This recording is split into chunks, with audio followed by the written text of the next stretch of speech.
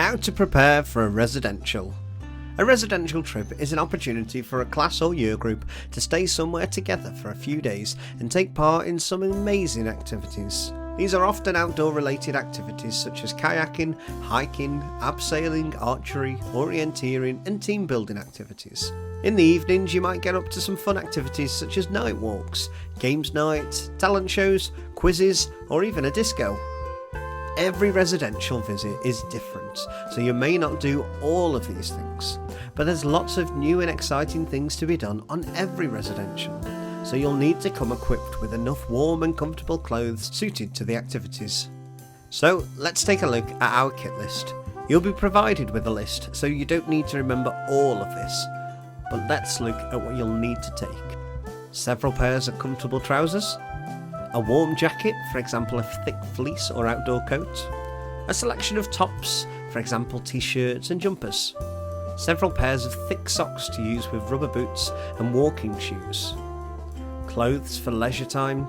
Try to avoid denim as this can take a long time to dry if they get wet, suitable nightwear, enough clean underwear for the duration of the visit, hat, gloves and a cap, old trainers or water shoes for water-based activities, rubber boots or walking shoes for hiking.